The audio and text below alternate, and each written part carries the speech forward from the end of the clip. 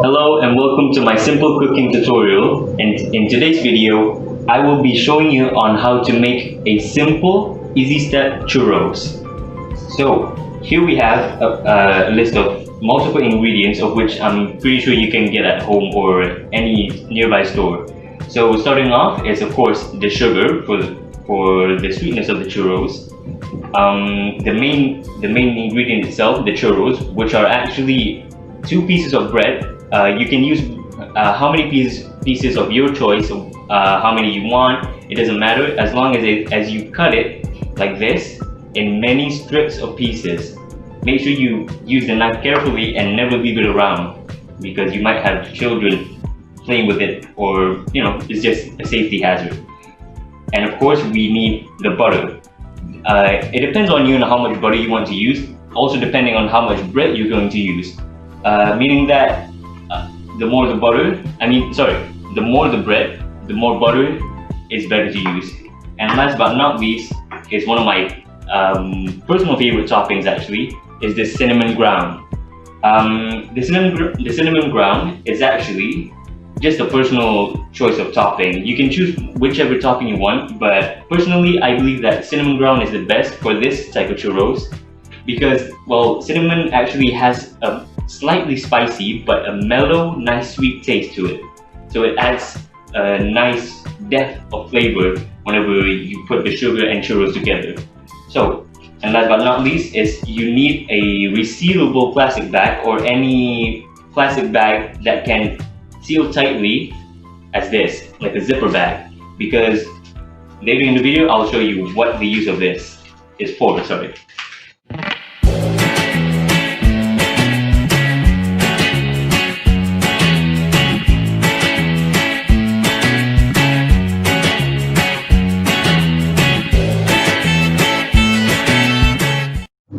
Alright, so now that we have gone through the list of ingredients that is necessary for this churros, now it's time for the cooking part.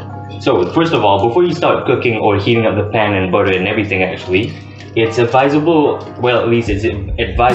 that you should put the ingredients that doesn't require any heating or any of the sort first. Meaning that, in this case, I have my sugar here and my resealable bag, and here is a spoon. So what you need to do is basically just take about 4 tablespoons of sugar and just dump it in this resealable bag. And you'll see in a minute, well not in a minute, in a few moments later, why I'm doing this actually. But for now, just follow the instructions and just put the sugar, 4 tablespoons of sugar, in the resealable bag. And also, besides the sugar, use any topping, any sort of cinnamon ground or any spices that is suitable to your basically palates and taste buds, to suit your taste buds best. In this case, I'm using cinnamon ground as I mentioned before, and basically open this baby up and just put a few bit of cinnamon in there.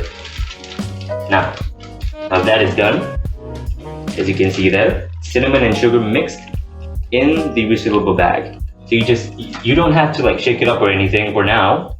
You can just leave it as it is, but it will require a bit of shaking later. So make sure you seal the bag tightly so that none of it gets out and make your whole kitchen a mess basically. So we can just put this on the side here. Alright, now that I put the bag on the side, next up we will get right into the real cooking now.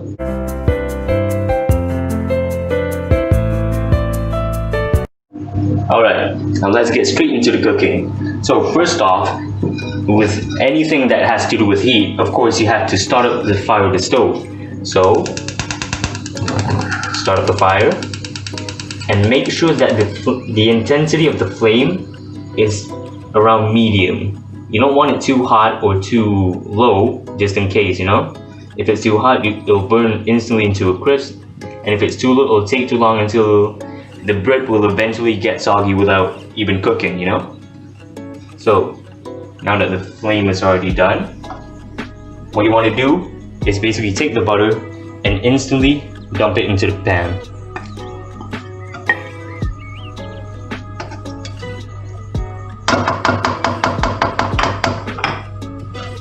Around a bit, and after this, basically what you want to do is just let it melt. Wait until it melts completely. So now all we do is wait. A few moments later. Okay, now. Also, now that I remember, be careful when you're handling something like this, as you saw just now, it may pop and injure yourself. So be careful, alright? So now for the bread. As you can see here, of course, the bread that's already been sliced up. So what you want to do is just chuck a few of these in, but make sure not to put too much, as it would not be able to cook properly. So I'll put 5 at a time. And what you want to do is basically just keep on flipping them and let them cook until they're at least golden or crispy brown. Not too brown, because that means it's already, toasted. A bit too toasted.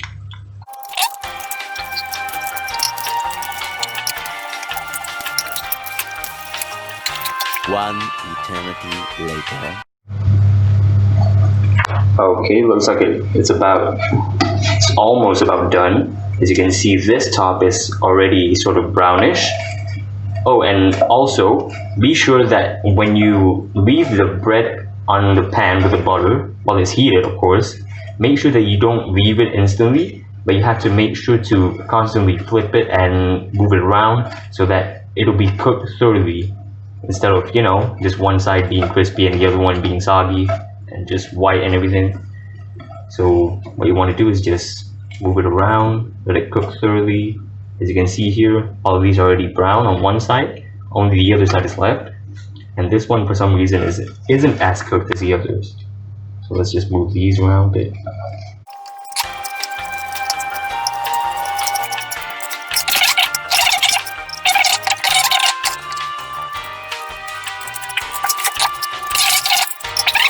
Seconds later. So now what you want to do is just turn off the fire of the stove, take the plate of the breads just now, and just pick them up and put them down slowly. Also, don't mind me being a bit unethical about not putting tissues or anything, or any filters of the sort on the plate first before putting it, so that the oil will soak up. It's just that it's a quick tutorial, so I'm trying my best to make it quick. Alright, now what you're gonna do is basically just put it down on your table, and just let it cool off for only a few seconds, not for too long, just in case it gets hard for some reason, alright? So after that, you can get the bag, which was filled with sugar and my personal favorite cinnamon ground just now, and ready to open it up. Carefully now. Lift it up a bit to make it stir and mix well, the cinnamon ground and the sugar. Also, now that I remember, the cinnamon ground is also important to actually let the people who are about to eat it feel more, how should I say it, appeal to their appetite more. Basically, because of the fragrance of the cinnamon ground, the fragrance is very nice, which makes people easily attracted to it. So now that it's all done mixed up, what you have to do left is basically just dump the churros inside the resealable bag one by one. Now I'm only putting 4 now because, as you can see, it's almost, well, not really full, but just in case that it doesn't get mixed well, it would be because there's too much in the bag that it doesn't have enough space to actually move around. And what I mean by moving around is the sugar and the cinnamon ground itself move around the bread. And now what you're gonna do is just shake it up.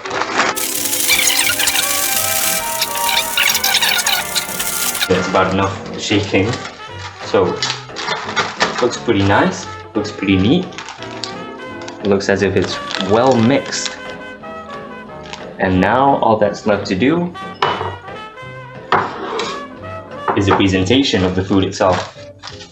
So just take the churros, make sure to lightly tap the churros itself in the resealable bag just in case any sort of sugar or excessive cinnamon ground does not stick to the churros, and it would probably cause a mess on your floors or something. So just tap it a little inside the bag so that you can reuse it later for another set of churros. So gently, just in case. It would appear that a few of them have apparently broken down. I shook it too hard, so don't follow me in the steps of shaking. Please shake it gently, else you end up with half a churro.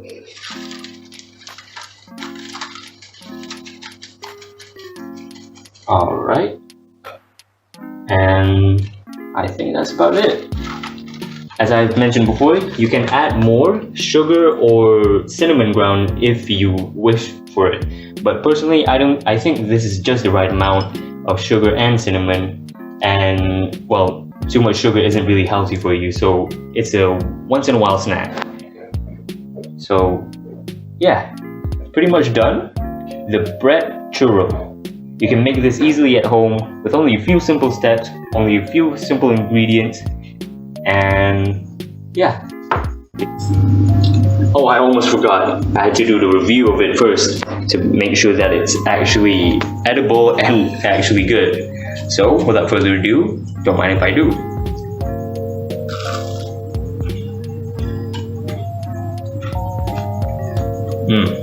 Yeah, that's some good stuff. So as you can see, you can make this simple and easy bread churro at any time and any day, anytime you feel like it, with simple ingredients and simple steps. So I believe that is all from me. Thank you for tuning in to this video on how to cook a simple bread churro using simple ingredients and simple steps. Thank you for tuning in, and I hope to see you all again next time. Irfan Akrami, signing off.